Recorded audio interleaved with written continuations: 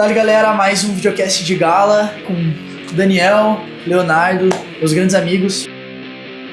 A gente vai falar de coisas que a gente não gostou tanto assim, coisas polêmicas, vocês podem esperar. E vamos comentar nossas opiniões sinceras, não é nem falar mal, mas é explicitar coisas que talvez a gente tinha expectativas demais, eu acho. Opiniões sinceras. Opiniões sinceras, boa, Léo. Então, Dan, começa, já tá com ele apontado aí. Tá, então, um gibi que eu não gostei quando eu li O Estranho Conto da Ilha Panorama, do Suehiro Maru, adaptação literária do Edogawa Rampo, que eu já digo aqui, Edogawa Rampo é o jeito que os japoneses falavam Edgar Allan Poe. E aí um cara que era fã do Edgar Allan Poe pegou o nome Edogawa Rampo, começou a publicar romances, e ele publicou esse romance, O Estranho Conto da Ilha Panorama, que o Suehiro Maru adaptou para mangá. Eu só li o mangá do Suehiro Maru. Não sei se talvez a edição em romance possa ter mais coisa, e aí talvez eu teria gostado, mas eu não gostei porque eu senti que, cara, a história vai construindo, tem uma premissa legal, vai construindo e não chega em lugar nenhum. Sim. E eu acho que isso é dizer muito, vindo de mim, porque eu tô muito acostumado com essas histórias mundanas, que é a história sobre porra nenhuma. Tipo Franquito em Chamas, o livro que eu recomendei em outro vídeo. Tem vários livros assim que são mundanos que eu gosto. Mas esse aqui parecia que ia criar uma consequência pro personagem e não entregou. A premissa é a seguinte: tem um cara, se não me engano ele é roteirista, é escritor ou desenhista, alguma coisa do tipo, e ele tem quando ele estudava no colégio, tinha um cara que era igual a ele. Mas eles não eram irmãos nem nada. E ele vira um fracassado, esse cara vira um ricaço. E um dia ele fica sabendo que esse ricaço, que era idêntico a ele, morre. E ele dá um jeito de entrar no lugar dele. De trocar lugar com o cara. E ele vai lá, ele acha o corpo. Ele vai lá na ilha do cara, ou na cidade do cara. Ele é muito parecido com o cara. Ele vai lá, abre o túmulo do cara, joga o corpo do cara no rio, sei lá que porra ele faz com isso. Enterra em outro lugar, não lembro já. Nem explica muito. Mas ele sai assim meio. Se suja de terra e chega como se tivesse. Ei, vocês me enterraram, eu tava vivo. Aí a galera fica, mano. Mas ele é tão parecido que muita gente compra. Alguns ficam suspeitando no início, tá? A esposa do cara lá fica suspeitando meio no início. Mas, beleza. E aí ele toma o lugar do ricaço. E o ricaço tinha os empreendimentos e tal. Aí ele fala, parou todos os empreendimentos? Vamos comprar uma ilha. Aí vamos comprar uma ilha, cria um parque de diversão meio erótico na ilha. Com tubos que você desce, você vê embaixo d'água, umas coisas lindas. E os desenhos nesses momentos são bem bonitos até. Meio de natureza aqui, ó. Coisas que ele faz na ilha, assim. Eu acho até legal, assim, esses desenhos. E paralelamente de onde ele veio, tem um detetive que começa a investigar o desaparecimento do escritor. E aí ele fala, esse escritor que desapareceu tinha um sósia que morreu recentemente. E agora esse sósia reapareceu do túmulo e o escritor desapareceu. Tem coisa aí. E a mulher do cara, do morto que voltou à vida, meio que flagra, mas meio que caga, sabe assim? Aí isso eu já fiquei, cara, puta, não comprei essa ideia da mulher. Sabe, você vê que ela tá percebendo, mas ela não tá percebendo, mas ela faz uma vista grossa. Sim. Mas eu acho que os personagens devem ter essa profundidade se você não gostou, assim. Não tem, cara. Não tem. Assim, tem muito momento que essa ilha panorama que ele faz é uma ilha com uma fantasia sexual que ele tinha, de ter uma ilha paradisíaca para ter orgias e orgias. E ele já escrevia coisas assim nos livros dele. Então ele vai lá e meio que coloca uma fantasia antiga dele em prática quando ele enxerga a oportunidade. Que é pegar uma sociedade, ele fala que é uma sociedade perfeita que na verdade isso, que é só ele lá. De suruba, assim. Isso. E uns pavão, e uns pássaros, umas coisas lindas assim. E cara, aí você fala, beleza, ele tá fazendo essa coisa doentia. Aí você fica esperando, como leitor, não sei se o Luca leu esse quadrinho também, não sei se você sentiu isso, mas eu ficava esperando que assim, a mulher do cara, do falecido, vai uma hora falar, ei, não é você! Mas acho que ele revela isso pra ela. Nem sou eu na real. Sou um cara X que pegou o lugar do teu marido. Ela ficou, de boa. E isso eu acho já meio contraclimático, porque ele vai criando uma coisa, uma mística em volta do personagem, e do jeito que ele vai narrando as coisas, que você fala, cadê a consequência? E ela não chega. E no final do quadrinho, o detetive que estava investigando chega lá e fala, escuta aqui, a gente sabe de tudo e tal. Aí o cara vai lá, aciona um detonador, explode a porra toda e se mata. E mata todo mundo que tá lá com ele. E foda-se. E o detetive fica de xereca. Tipo, beleza, resolveu o bagulho. O cara se matou, assunto encerrado. Acabou tudo, a fortuna foi. Cara, sabe, eu achei assim com uma premissa tão legal que poderia dar tanto pano pra manga. Ele tomou o lugar de um cara de um amigo de infância pra exercer uma fantasia que ele exercitou na cabeça dele por anos. Ele tá com a mulher do cara, ele convenceu todo mundo. Eu acho que essa premissa tinha tantos caminhos pra ir e não foi pra nenhum. Não foi pra nenhum caminho interessante. A mulher não ficou indignada com ser um cara X, não acabou o dinheiro, o detetive não foi atrás dele numa perseguição. Não quer dizer nada, né? Exatamente. Eu achei assim que uma grande premissa com um final insosso, assim, uma coisa horrível. Agora, não sei se o problema é do Sr. Hiromaru, o mangaka, ou se é do cara do Edogawa Rampo que fez o livro. Pode ser que o problema seja no livro. Mas o que eu não gostei é do mangá. Você leria outra coisa do Sr. Hiromaru? Não me deu vontade. Morreu pra mim. Cara, assim, num mundo que a gente tem que escolher as HQs que a gente vai comprar e tal. Eu acho que assim, eu li também muito pego pela premissa, como você. Também não gostei, até já troquei ele, já passei pra frente. Mas eu acho que o grande problema é realmente a premissa, porque ela... E até pelo estilo, assim, ó, se você vê o estilo gráfico dele, o design dos personagens, as roupas, a época, as referências dele, eu acho que se torna muito um problema, porque ele remete demais a, por exemplo, um Grande Gatsby, demais a um Cidadão Kane. Tem uma coisa meio no ar, assim, às vezes. Só que são coisas que é delicado você mostrar muito que você tá se referenciando, porque são coisas grandes demais e que, tipo...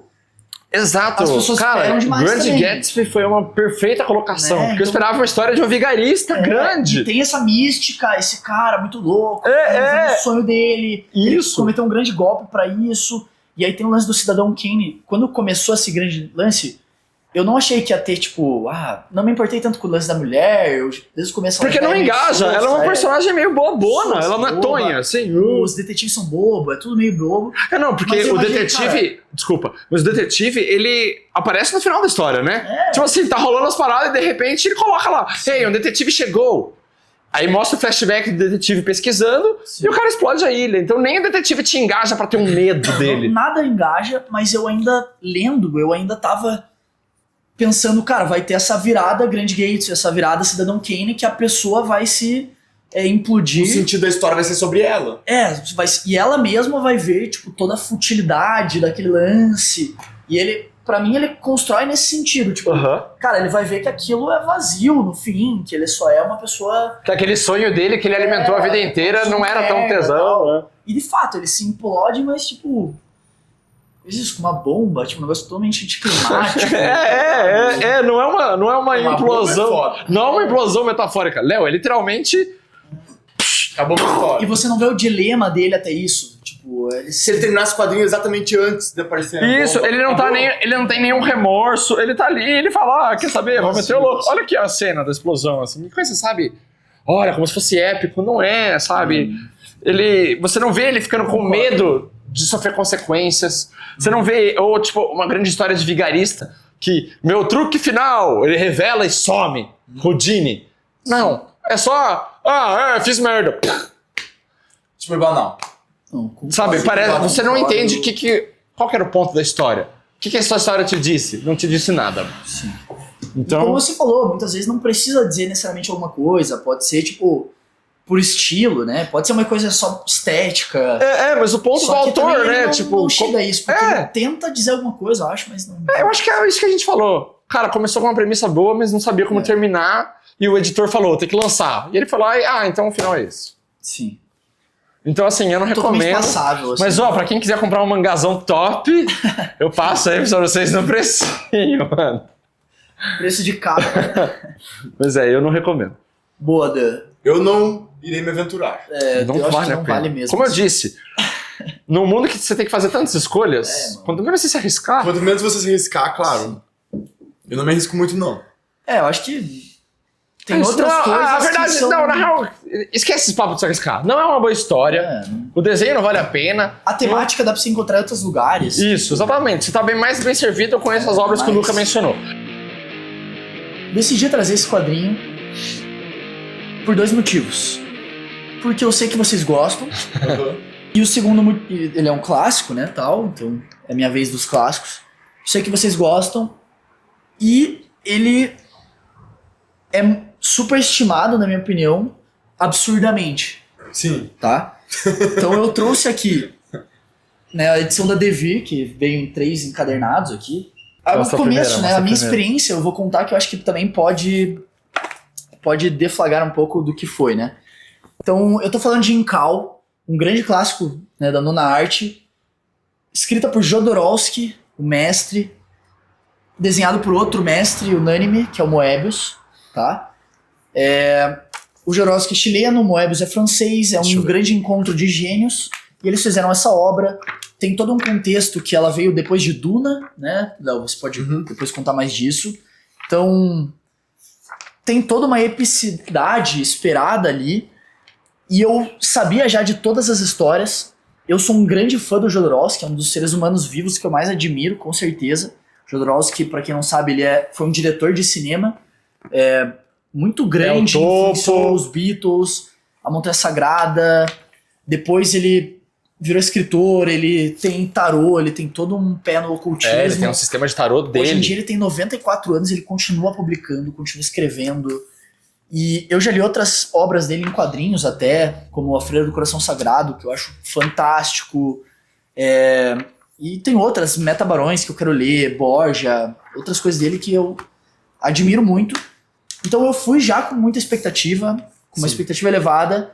Já tinha uma noção ali da premissa, já tinha conhecimento do Moebius também, né, que é talvez o maior desenhista no meio dos quadrinhos, junto com o Kirby, o mais renomado.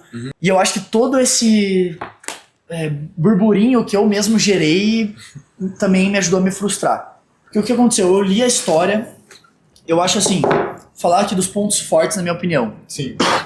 Eu acho a arte absurda. Acho, tipo, não tenho nada pra falar da arte. Acho a caracterização dos personagens, o design de personagem, os mundos, as naves, né? O jeito que ele traz a obra meio futurista.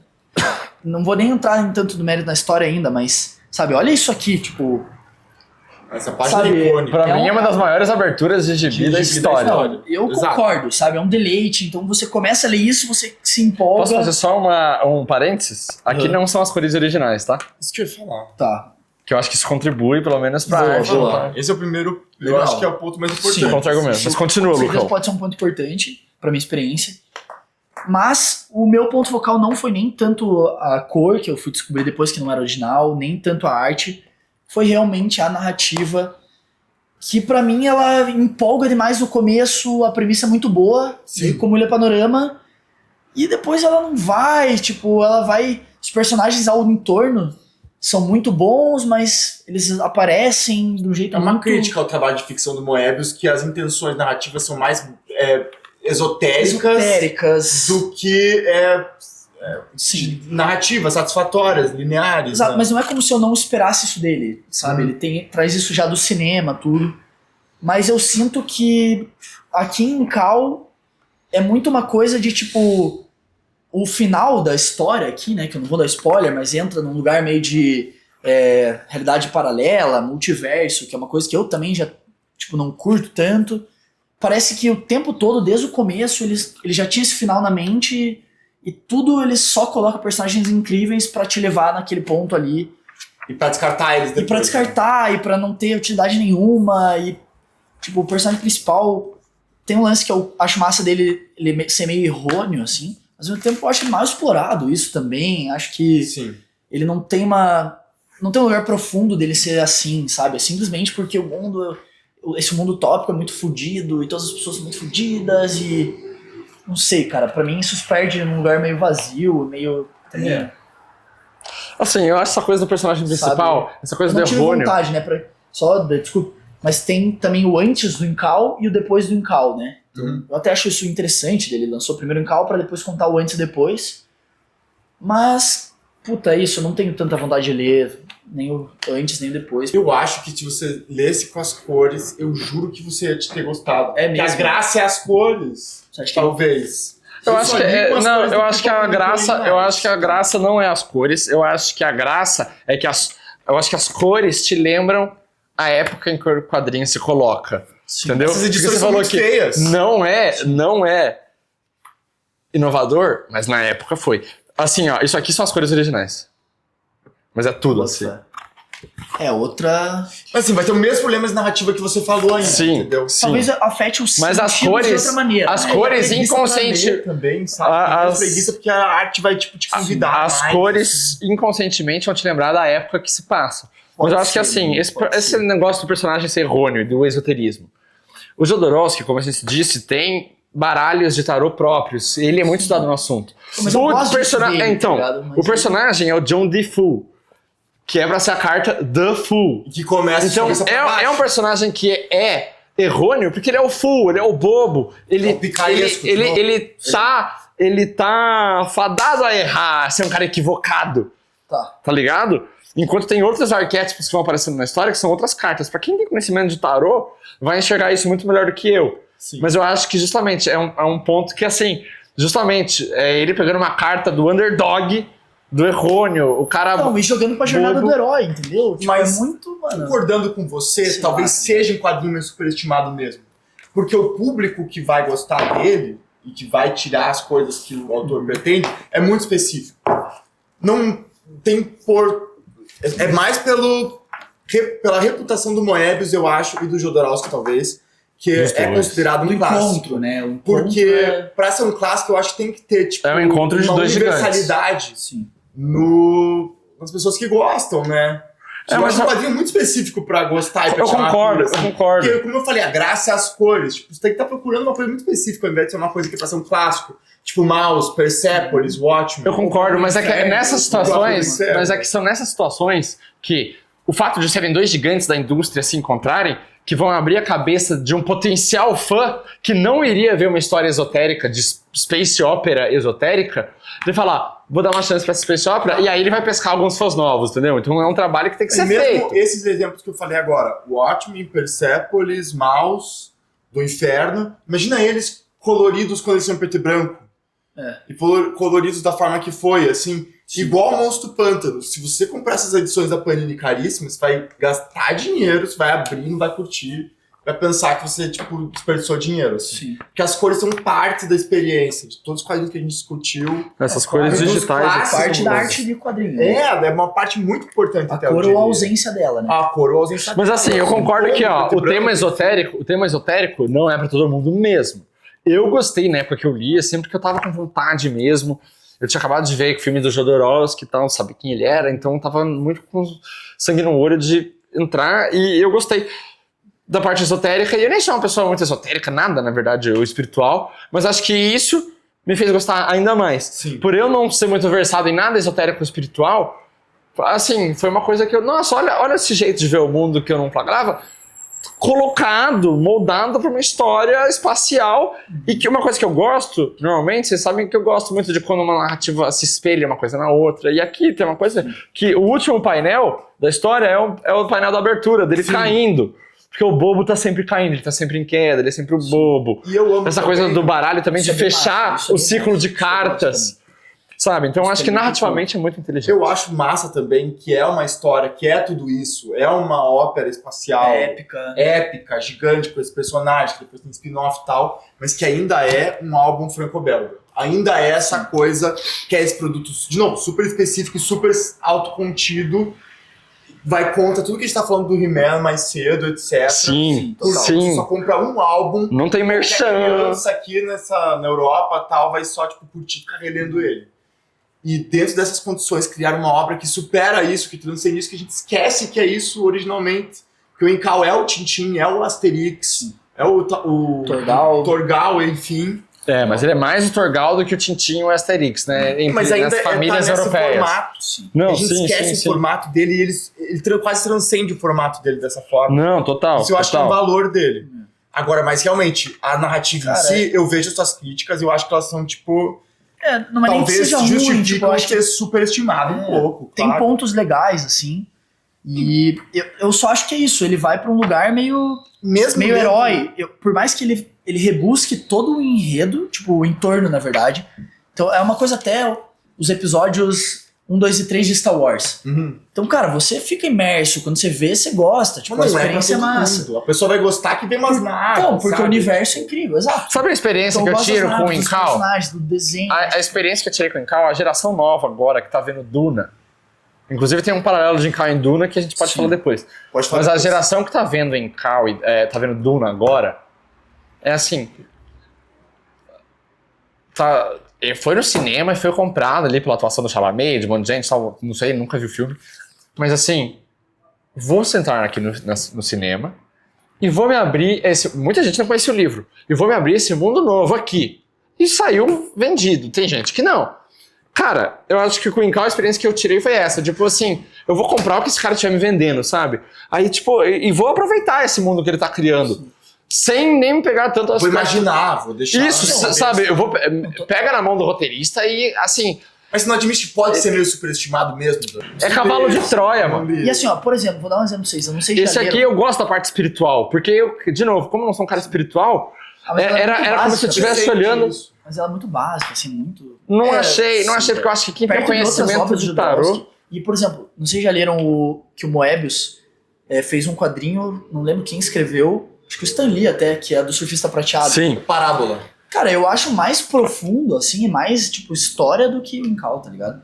Tipo, é tão lindo quanto... Hot take. Cara, eu acho... Hot take. Aparece aqui, parábola e Incal. Eu acho... Parábola e Incal. Eu acho real, mano. Eu acho parábola, tipo...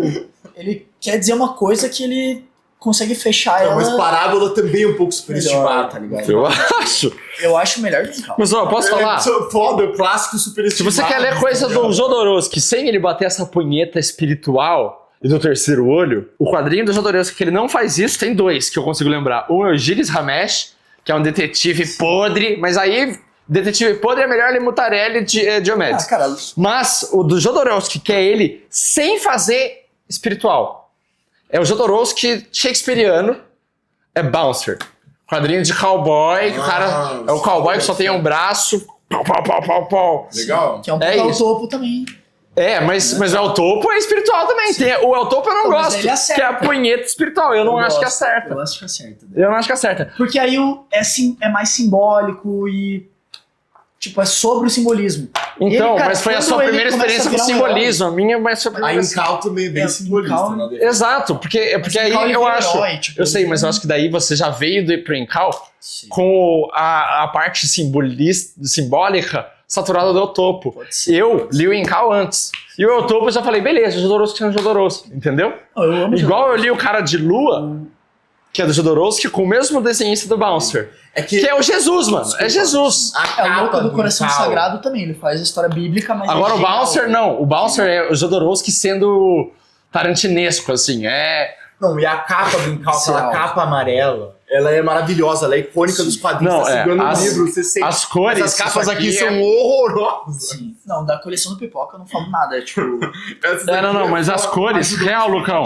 Essas cores aqui, ó, o Incal original não tem degradê, não. É cor chapada. Irado. É bem legal. Não, isso aqui tá horroroso, eu quero sério. folhar, Olha esse cara. cara. Tá. Isso aqui não parece Moebius. Não parece, exato, não parece Moebius. Então, você tá falando? Não dá pra ler isso, cara. Não parece Moebius mesmo. Pode ser isso. Mas ainda assim, eu sinto também algumas das suas críticas com a história, mesmo com as cores certas. Não mas seja eu acho que horroroso, essa crítica... Mas é que eu Uma sinto que a história crítica horrorosa, veio da exaustão da punheta esotérica do Jodorowsky, que todo mundo chega, eventualmente. Pode ser. Entendeu? Tanto que as obras do Jodorowsky, que eu ainda tenho vontade de ler, são as que não têm a punheta esotérica. Por exemplo, o Borgia. Sim, o Borgia eu quero muito ler também, mano. Pois é. Que daí é mais retrato histórico. Mas quer fugir disso no Jodô, o Bouncer, vale a pena. Legal. Bouncer é uma boa indicação. O Louca do Coração Sagrado também, mano. Indico muito. Mas... Muito brabo, assim. Pô, muito obrigado. Queria agradecer vocês, né, por toparem essa comigo. Bom demais falar de gibi, de livro, né? E voltaremos. E é isso, galera. Vou deixar os arrobas aqui também. O Dan é músico, guitarrista, compositor, vocalista. Tem uma banda muito foda. Sou muito foda, que é a Olga Rosa. Isso aí. Então, escutem lá. E eu tenho trabalhos disponíveis. Pô, baita artista. Que a Olga fala por si só. Essa aqui tá disponível também. Então, fez o fundo. bota nos comentários aqui na DM. Faz o Pix pro Léo, vai levar esse quadro top. E você pode fingir que tava no de gala aí, mano. Exato. Gravando, tá ligado? O quadro icônico do de gala agora. Isso, Exato. Lembrem de comentar, falem o que vocês gostaram, me critiquem por não gostar de Incal. Critiquem o Léo por não gostar dos Fala aí o que chamou a atenção mais. mais. Gostar de Ilha Panorama. E é isso. É isso. É nóis.